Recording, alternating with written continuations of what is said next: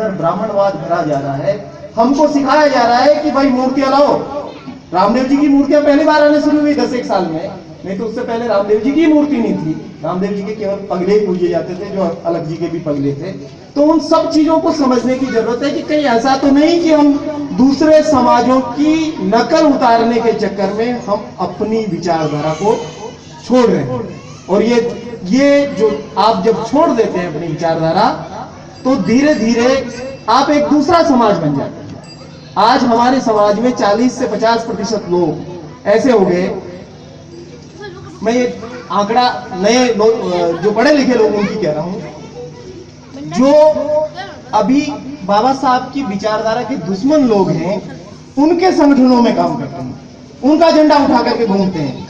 और उनमें से कई लोग कहते हैं हम तो शुद्ध आर्य हैं, हम तो ब्राह्मण हैं। अपने आप को आप ब्राह्मण मान ले, आर्य मान ले, कोई दूसरा मान रहा है क्या आपको? आप कह दो कि हम तो दलितों में सबसे ऊपर है, लेकिन आप ही मानते रहो, बाकी लोग तो नहीं मान रहे। बाकी लोगों की नजर में तो वाल्मीकि भी वही है, रेगर भी वही है, भैरवा भी वही है, बलाई भी वही है, सालवी भी वही है, सूत्रकार भी वही है, मेघवाल भी वही है, मेघवंशी भी वही है।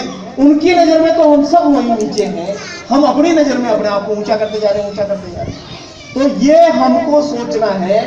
और दूसरी बात यह है कि जब हम ब्राह्मण के साथ बैठ करके खाना खाना चाहते हैं, बढ़िया से बराबरी रखना चाहते हैं, हम चाहते हैं कि गुर्जर हमारे साथ छुआछूत नहीं करे, तब हमारी भी नैतिक जिम्मेदारी कि हम भी कालबेलिया के साथ नहीं करें, हम भी वो वाल्मीकि के साथ नहीं करें, लेकिन हम उसके साथ करना चाहते हैं छुआछूत, और हम दूसरे से कहते हैं कि तुम बराबरी रखो।